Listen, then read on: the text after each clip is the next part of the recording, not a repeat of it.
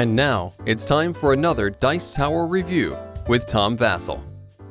I really enjoy Summoner Wars. I like the fact that it's a simple, small card game where you utilize your cards, put them on the table, have your cards fight your opponent's cards. It's new and refreshing and not like anything else on the market. Done by a small independent publisher, no less. Great game. I can't say enough good things about it. And I like the fact that they've come out with expansions. And here we have the first reinforcement packs. These are for the first 4 factions. The 4 factions that originally came in the basic game, along with a few mercenaries. Now, the rules for expanding Summoner Wars were already in the basic game. If you haven't, you can look them up. They're in the rule book. But now you actually have cards that you can play with. Is it worth it? How much did they change the game? Well, the answer to that is not much and a lot at the same time. That's a good thing, and I'll show you why.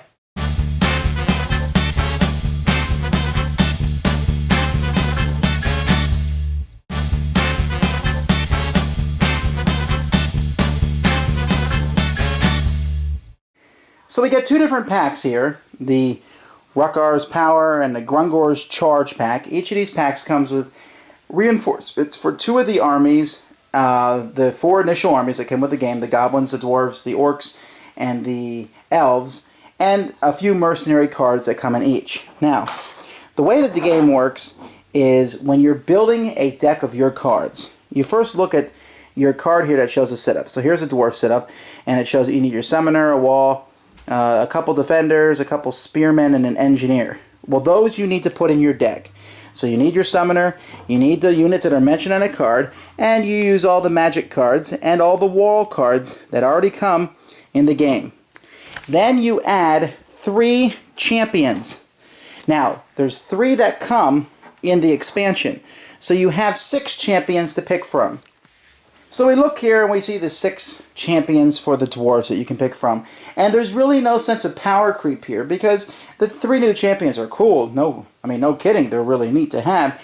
But they're really not anything much better than the original ones, and so you have to choose which of these 3. Although actually you can always include mercenaries in your deck.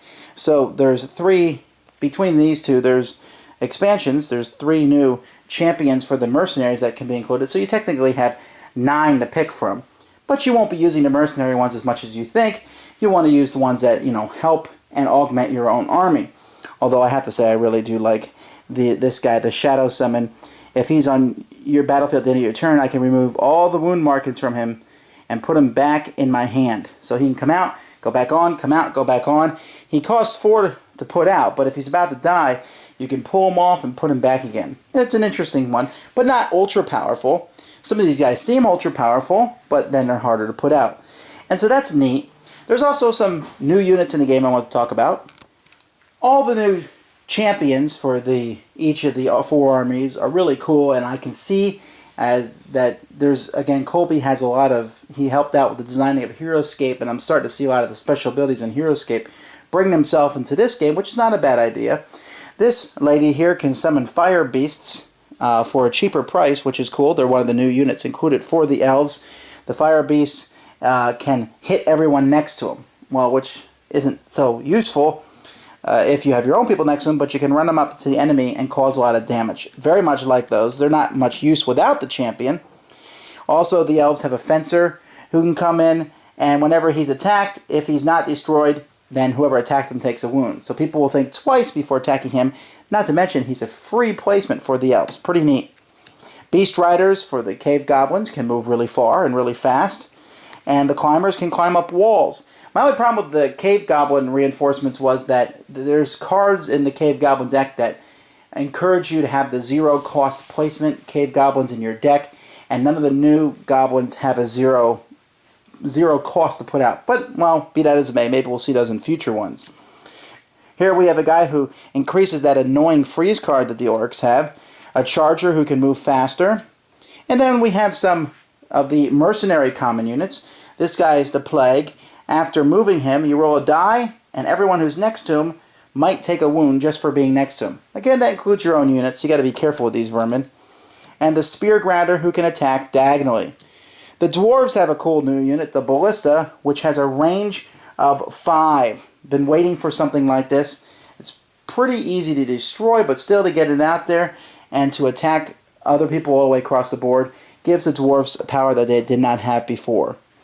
All these special abilities are really nice, and building the decks is fun, but it does not take a long time to do it. So this is an expansion I think that is necessary. So I'm just going to close this out here, not going to show my face, which will probably make several of you cheer in victory anyway, but I'm just going to say, hey, if you like Summoner Wars, you've already bought these. But if you don't, if you're someone who might be afraid and say, oh, I don't want to get into deck building, I just want to play with the decks, it's not that hard. You're picking 3 champions and then 18 common units, and probably 5 to 6 of those common units are already chosen for you. So you're just doing a little bit of switching in and out. There's no ultimate decks here. There's no deck building. It's still the same simple fun game, but this adds more and lets you have some more variety. Thanks for joining us today. For more written, audio, and video reviews, as well as the #1 board game podcast, check out the website at www.thedicetower.com.